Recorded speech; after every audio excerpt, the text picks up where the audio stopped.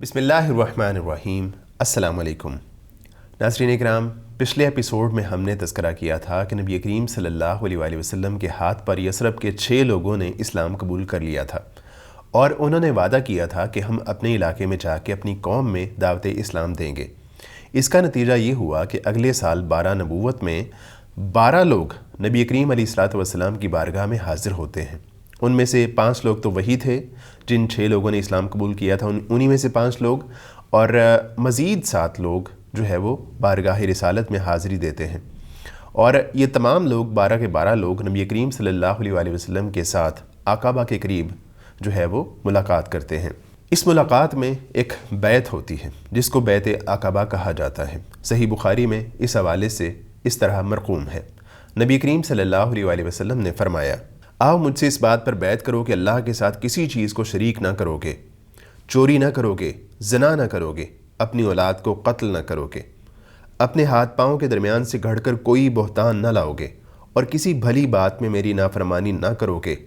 जो शख्स ये सारी बातें पूरी करेगा उसका अजर अल्लाह पर है, और जो शख्स इनमें से किसी चीज़ का इर्तिकाब कर बैठेगा फिर उसे दुनिया ही में उसकी सज़ा दी जाएगी तो ये उसके लिए कफ़ारा होगी, और जो शख्स इनमें से किसी चीज़ का इर्तिकाब कर बैठेगा फिर अल्लाह उस पर पर्दा डाल देगा तो उसका मामला अल्लाह के हवाले है, चाहेगा तो सज़ा देगा और चाहेगा तो माफ़ कर देगा। हज़रत उबादा रज़ी अल्लाह अन्हु कहते हैं कि हमने नबी करीम सल्लल्लाहु अलैहि वसल्लम के साथ इन बातों पर बैत की।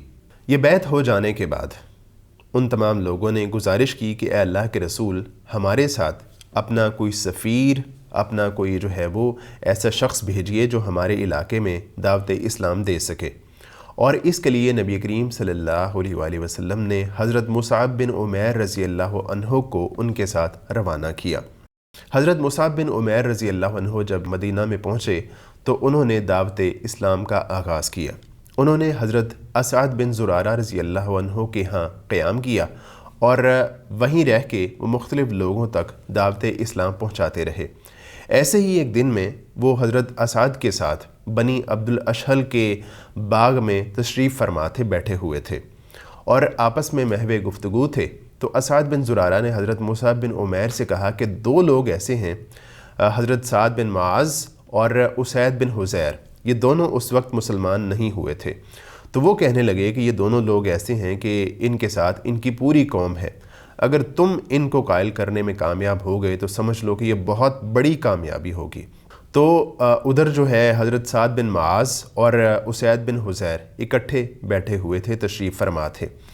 साद बिन मुआज़ ने कहा कि ये जो सामने 2 लोग बैठे हुए हैं, जाके इनको भगा के आओ, और ये हमारे लोगों को तंग कर रहे हैं, उनको बेवकूफ़ बना रहे हैं और उनको इस्लाम की दावत दे रहे हैं। और मैं इसलिए नहीं जा सकता क्योंकि ये जो असअद बिन ज़ुरारा है ये मेरी खाला का बेटा है, इसलिए तुम जाओ और जो है इनके साथ 2-2 हाथ करो। उसैद बिन हुज़ैर इन लोगों के पास आते हैं और इनसे आके कुछ कलाम करते हैं और कहते हैं कि तुम लोग यहाँ से चले जाओ, अगर तुम्हें अपनी जान अज़ीज़ है तो यहाँ से जो है वो कूच कर जाओ, वरना जो है वो तुम्हें कोई नुकसान पहुँच सकता है। तो मुसाब बिन उमैर उनसे कहते हैं कि आप यहाँ तशरीफ़ रखिए, हमारे साथ कुछ बातें कीजिए, मैं आपके सामने कुछ कलाम पेश करता हूँ, आपके सामने कुछ बातें रखता हूँ, अगर आपको वो अच्छी लगें तो उनको कबूल कीजिए, वरना छोड़ के चले जाइएगा। तो वो कहते हैं कि बात तो तुम बड़ी अच्छी कर रहे हो, ठीक है, मैं तुम्हारी बातें सुनता हूँ, तुम बोलो तुम क्या कहना चाहते हो। तो हज़रत मुसाब बिन उमैर रज़ी अल्लाह अन्हु ने कुरान की चंद आयात तिलावत की। उन्होंने खामोशी के साथ कुरान की तिलावत सुनी और बोलने लगे।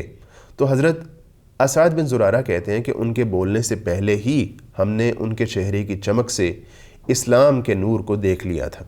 तो उसैद बिन हुज़ैर कहते हैं कि तुम मुझे ये बताओ कि जब तुम में से कोई शख्स इस्लाम कबूल करता है तो वो क्या करता है। तो मुसाब बिन उमैर कहते हैं कि आप गुस्ल कीजिए, कपड़े चेंज कीजिए और कलमा शहादत पढ़िए और उसके बाद 2 नफल जो है वो नमाज़ पढ़िए।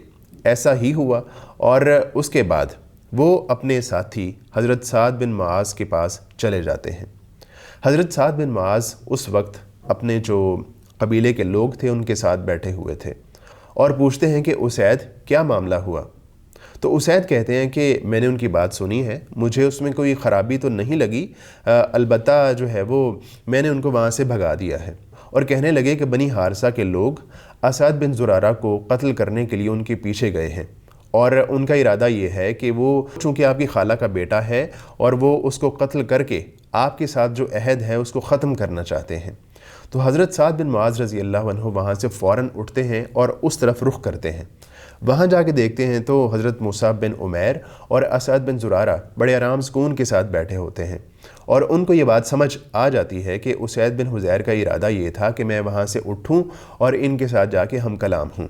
تو حضرت سعد بن معاذ رضی اللہ عنہ جب ان کے پاس جاتے ہیں تو مصعب بن عمیر ان سے کہتے ہیں کہ آپ ہمارے پاس تشریف رکھیے، ہم آپ کے سامنے چند باتیں رکھتے ہیں، اگر آپ کو وہ اچھی لگیں تو ان کو قبول کر لیجئے گا ورنہ چھوڑ دیجئے گا۔ تو حضرت سعد بن معاذ کہتے ہیں کہ بات تو تم بڑی اچھی کر رہے ہو، چلو ٹھیک ہے میں بیٹھتا ہوں، تم مجھے سناؤ کیا سنانا چاہتے ہو۔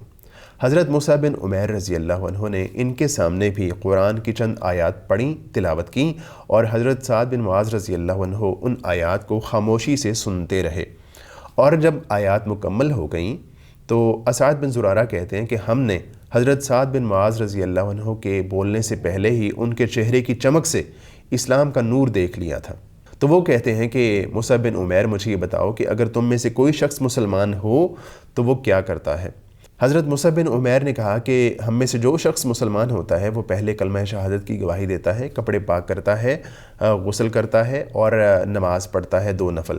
تو حضرت سعد بن معاذ رضی اللہ عنہ نے ان کے ہاتھ پر اسی وقت اسلام قبول کر لیا، اور اسی روز شام ہوتے ہوتے ان کا پورا قبیلہ مسلمان ہو چکا تھا۔ صرف ایک شخص ایسا تھا جس کا نام اسیرم تھا، جس کا جو اسلام تھا وہ جنگ احد تک جو ہے وہ ملتوی ہوا تھا، لیٹ ہوا تھا۔ اور ان کے بارے میں آتا ہے کہ جب غزوہ احد کا موقع تھا تو جو ہے وہ جنگ جاری تھی اور انہوں نے اسلام قبول کیا تھا اور اللہ کی راہ میں ایک بھی سجدہ نہیں کیا تھا، اور اسی طرح لڑتے لڑتے شہید ہو گئے تھے۔ نبی کریم صلی اللہ علیہ وآلہ وسلم نے ان کے بارے میں فرمایا تھا کہ ان صاحب نے بہت تھوڑا عمل کیا لیکن اجر بہت زیادہ پایا۔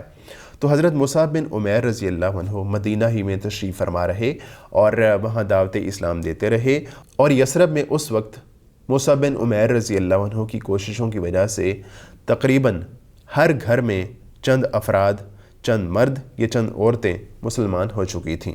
تو اگلے سال اس طرح کی بہت ساری خوشخبریاں لے کے حضرت مصعب بن عمیر رضی اللہ عنہ نبی کریم صلی اللہ علیہ وآلہ وسلم کی بارگاہ میں حاضر ہوتے ہیں، اور جس کے نتیجے میں بیعت عقبہ ثانیہ جو ہے وہ وجود میں آتی ہے۔ وہ بیعت کیا تھی اس کے حوالے سے انشاءاللہ ہم بات کریں گے آئندہ ایپیسوڈ میں۔ ہمیں دیجیے اجازت، اللہ حافظ۔